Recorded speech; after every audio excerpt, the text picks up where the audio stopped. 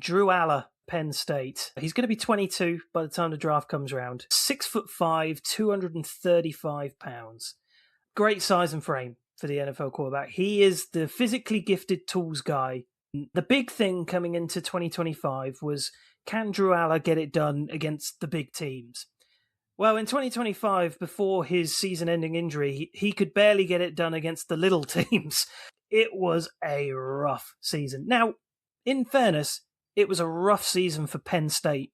It was not good. They fired their head coach, James Franklin, partway through the season. It really was bad. GradeAllar, he looked like a shell of what he could be. I did not see any self-confidence in his play. He just didn't look confident at all or comfortable with throwing the ball. Totally inconsistent, some really bad decision-making. The Penn State play calling didn't help. He has a great size and frame, can show some great touch. Really nice running ability, used his legs well before the injury. I think it was a fractured ankle. It was definitely a season-ending ankle injury he got. So we couldn't even see what would happen post-James Franklin with GradeAllar, what might happen under a bit of a different system. I wasn't massively keen. I thought with the tools, maybe there's a chance for him, possible first-round prospect, but it just really went south, and he was a mess. I imagine he's probably going to be an early day 3 pick, might even be a late day 2. Tom Steel City has him as his sleeper. Die. He says he thinks he's a real wild card. Didn't have a great season before he broke his ankle. But Penn State as a whole weren't great. He has the prototypical size and awesome arm, but is very inconsistent. He is the sort of QB who will start at QB3 and then has a chance one day and have a run of starts. If he's able to get over this ankle injury, that could be a future for him. But I'm not going to take my chance on it. I'm a -1. Out of the guys we're talking about here, GradeAllar, Cade Klubnik, Garrett Nussmeier, the Fallers, Carson Beck maybe in that mix. The guys we were thinking about being first-round picks that now aren't. GradeAllar is my favourite. I think the most AFC North quarterback out of the pack. I think he would fit the Steelers. Now, do I think they should take him in the first round? No, because of the issue you said. But I like the tough, tall, big-bodied dude with a strong arm. I think there's things you can't teach with this guy. And yes, shocking season, but I like the arm. He can layer throws. He's got timing, can deliver accurate deep balls, can drive the ball down the hashes, power, drives it out to the boundary. Touch play needs a bit of work. That's an area I wasn't really that enamored with his tape. But I like his decision-making. Where he goes with the ball, I thought he does a good job of tucking, running. When windows close in front of him, he might pump fake or begin his throwing motion and then tuck it and run. You see nice pocket movement. I thought he evaded pressure well. That's a natural thing for him, is trying to evade that pressure. And I thought he was hard to bring down through a little bit of escapability, but also just some of that big bendness, just shrugging off some lesser tackles. Whether that will translate with the bigger, tougher men in the NFL, I don't know. And I've seen him move and hold linebackers with his eyes. I think that's an advanced skill for a quarterback in college. He does that well.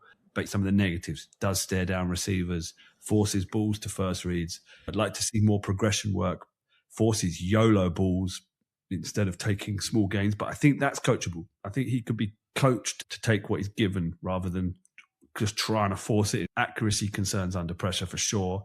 Mechanics definitely fall apart out of structure. Footwork needs to be completely rebuilt. Very possible with coaching. Completion percentage in college wasn't great, 64.8%. But decent rusher, straight ahead, classic, big-bodied quarterback, first down getter. When the coverage is all back, he can get you a first down. Got a little bit of wiggle. Definitely not pro-ready prospect, but got some tools you can't teach, issues you can. Needs some time. He's on the big board at 175. For me, he's a +1. Just classic quarterback, big body, got some elite tools, a high ceiling if you can iron out his wrinkles. So I like GradeAllar. What do you think, Rich? I got him at a -1.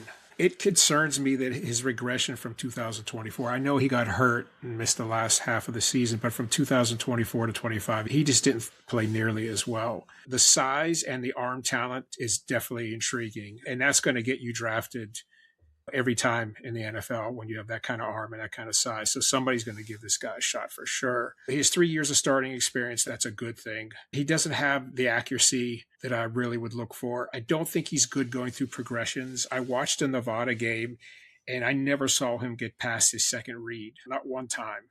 most of the time after his first read, he's ready to take off. And he doesn't look super athletic when he runs, but he's a big guy and he's got some power and he can make some nice runs. There's something about his game that he just seems skittish in the pocket at times. And sometimes he looks hesitant to let the ball go, like he has questionable confidence. It just seems like he looks to run before it's really necessary in the pocket. I like that element that he would go to throw and then tuck it.